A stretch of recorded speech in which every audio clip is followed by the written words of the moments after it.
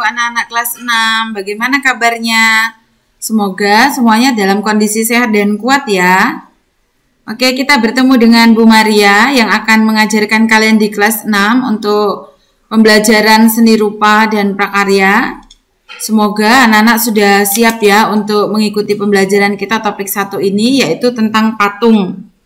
Sebelumnya, siapkan dulu buku tulis dan alat tulisnya. Yuk kita simak pembelajaran kita berikut ini. Baik anak-anak, untuk pertama kita akan membahas tentang patung, yaitu pengertian. Pengertian patung adalah tiruan bentuk orang, hewan, dan sebagainya dibuat dengan teknik tertentu dan terbuat dari berbagai bahan. Yang kedua, fungsi. Fungsi patung sebagai dekorasi, sebagai monumen, sebagai religi atau rohani, ya. Fungsi patung sebagai seni dan fungsi patung sebagai arsitektur. Berikutnya adalah teknik. Teknik yang digunakan dalam pembuatan patung itu bermacam-macam. 1. Bisa dengan teknik pahat. 2. Butsir. 3. Cetak. 4. Konstruksi. Ya, yang kelima adalah dengan teknik cor. Kemudian bahan dan alat.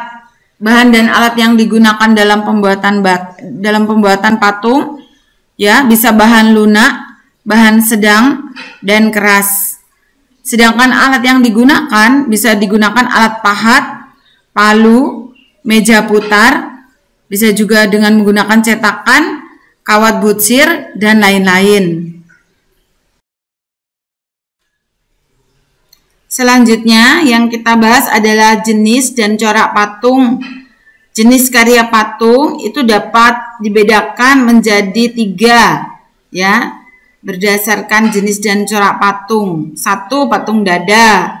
Apa itu patung dada? Yaitu patung yang penampilan karya seninya sebatas dada ke atas atau bagian kepala saja. Patung ini disebut pula patung baste. Yang kedua, patung torso. Istilah torso disebut juga badan.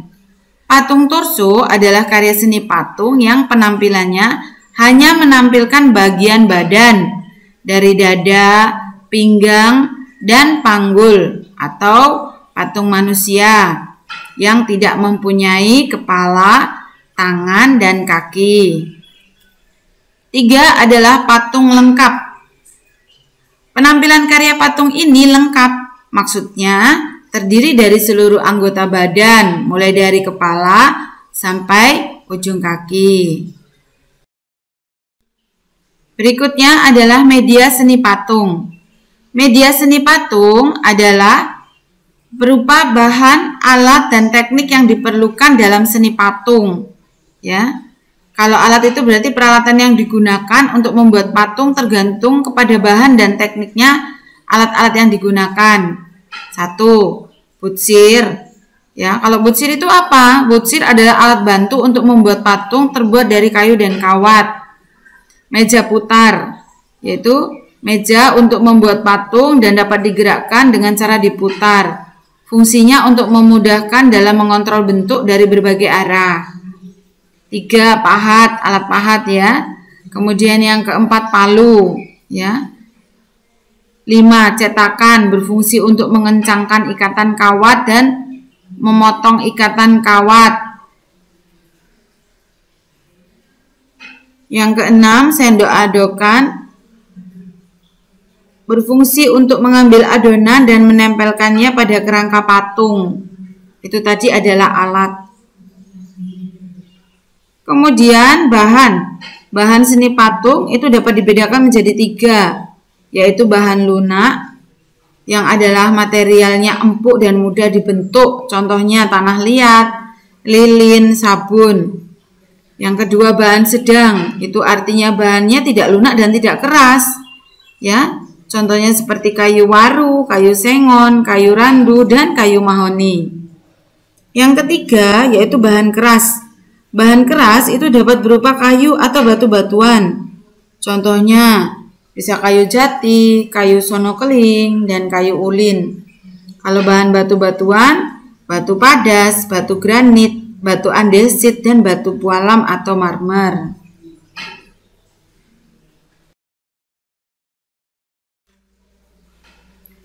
Berdasarkan bentuknya, seni patung terbagi menjadi dua jenis, yaitu figuratif dan non-figuratif. Figuratif yaitu jenis patungnya dibentuk dengan meniru bentuk yang ada dalam kehidupan nyata. Contohnya seperti bentuk manusia, bentuk hewan, atau bentuk tumbuhan yang dibuat sedemikian menyerupai bentuk aslinya. Sedangkan bentuk non-figuratif yaitu jenis patung yang bentuknya tidak menyerupai bentuk aslinya. Patung jenis ini biasanya hanya menampilkan garis, lekukan, atau bagian tertentu dari suatu objek. Baik anak-anak, silakan diperhatikan untuk contoh bentuk-bentuk patung yang berikut ini, yaitu contoh bentuk patung Buddha ya, Borobudur, kemudian patung Ki Hajar ya, kemudian patung Yesus yang ada di Tanah Toraja, ini adalah bentuk patung lengkap. Kemudian ada patung dua orang yang saling berhadapan, ini patung dekoratif. Kemudian yang di bawah bentuk kelinci, ini adalah patung coklat ya, dari bahan coklat dicetak. Baik anak-anak, untuk materi pembelajaran kita tentang patung topik 1 ini sudah selesai. Semoga apa yang Bu Maria sampaikan boleh dapat dijadikan pengetahuan tambahan bagi kalian semua. Dan anak-anak semakin semangat ya dalam belajar. Silakan berproses mulai dari teori hingga praktek. Selamat belajar dan berkarya anak-anak. Selalu tetap semangat berkreativitas, tuangkan inovasi, lebih terampil lagi. Dan semoga sukses. Tuhan Yesus memberkati.